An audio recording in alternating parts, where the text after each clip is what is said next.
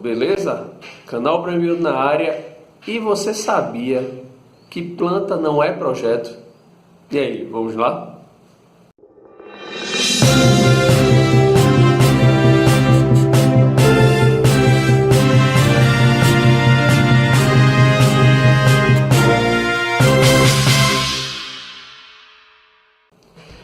Bem, gente, no início eu coloquei uma frase aí de efeito, mas calma, eu vou explicar durante todo esse vídeo e vocês vão entender o porquê. Não é porque eu quis chamar a atenção não, mas é verdade o que eu estou falando. O problema todo é o seguinte, gente. Quando a gente está fazendo nosso curso técnico ou nosso curso de engenharia, eu não sei dizer muito bem com relação à arquitetura, mas a gente não é formado para entregar um produto ao cliente. A gente é ensinado muitas vezes a calcular estruturas, a gente é ensinado a fazer uma planta de arquitetura, a gente é ensinado a fazer instalações hidrossanitárias, elétricas, a gente é ensinado a calcular quase tudo. Sendo que é o seguinte, na maioria das vezes a gente não aprende como entregar isso para o cliente, como complementar as informações. Então fica uma questão muito resumida. E aí o que acontece? Beleza, a gente nos formamos, né? E aí vamos para o mercado. O problema também é que boa parte dos profissionais também não conhece o conjunto todo da obra. Às vezes ficam só restritos à planta, o que a gente vai chamar aqui de representação gráfica, porque planta é um nome mais simplório que, digamos assim, a sociedade usa. A sociedade usa e até a gente que trabalha com engenharia e com arquitetura, às vezes a gente fala planta. Então, tanto que eu estou tão acostumado a falar isso, que em algum momento eu vou falar planta e outra vez eu vou falar representação gráfica.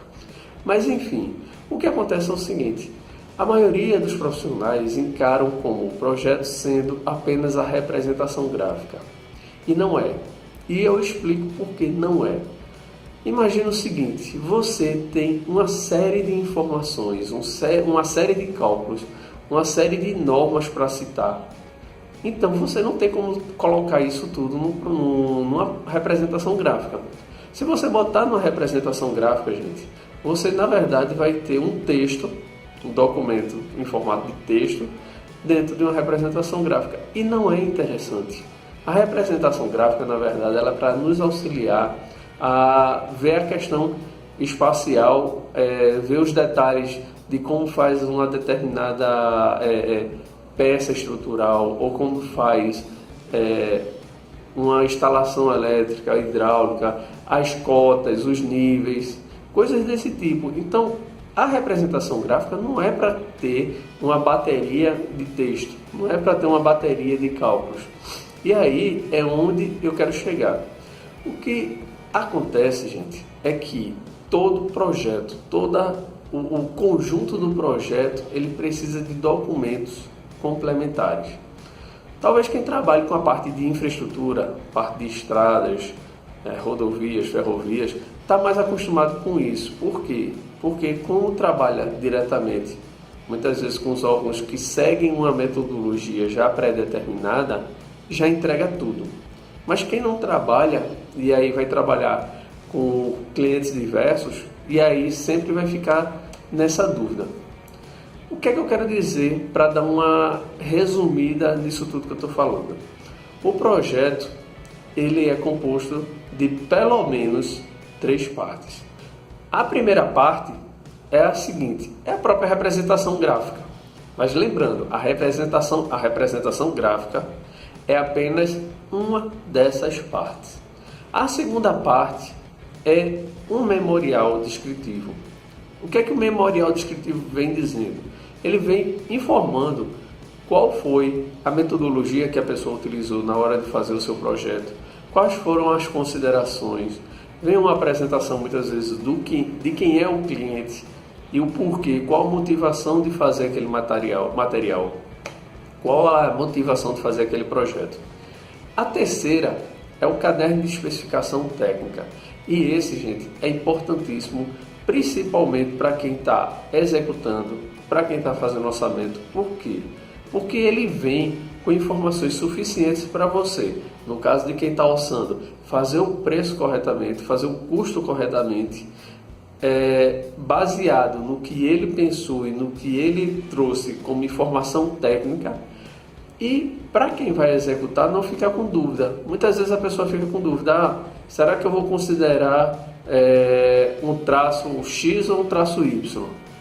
Tem que estar lá no caderno de especificação. Então o caderno de especificação é que vai trazer essa informação a mais para a gente e que vai nos ajudar a ter uma boa execução dessa obra, de fazer realmente algo com bastante qualidade.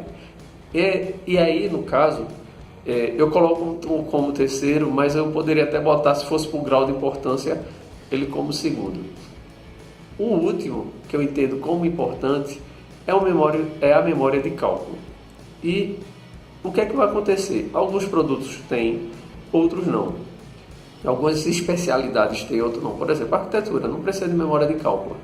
Mas se você tem um projeto estrutural, um projeto da estrutura de um prédio, você tem que pelo menos indicar como é que você chegou àqueles números, chegou àquelas dimensões.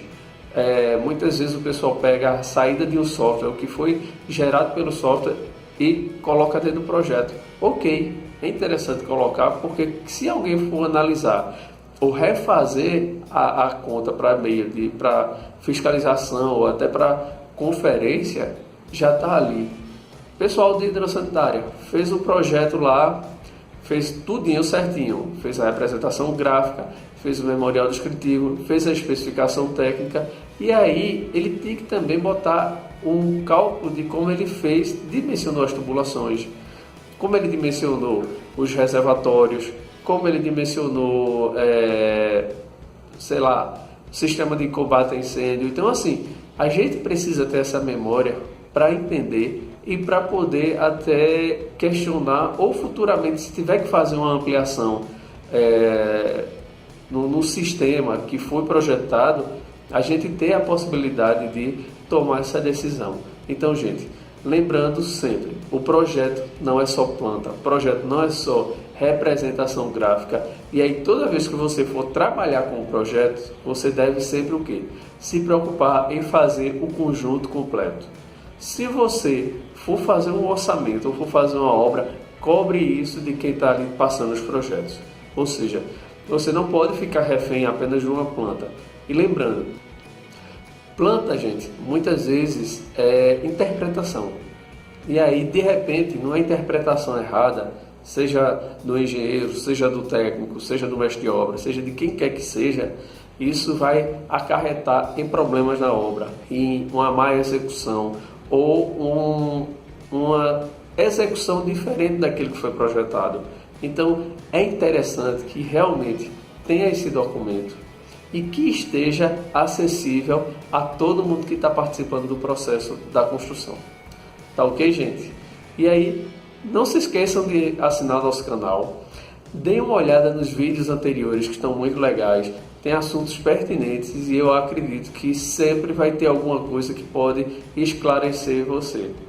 E não só isso, compartilhe com seus amigos para que eles deem até sugestões para novos vídeos e algo para a gente apresentar para vocês, tá bom? Bem, então nos vemos no próximo vídeo, tá ok? Forte abraço e até mais!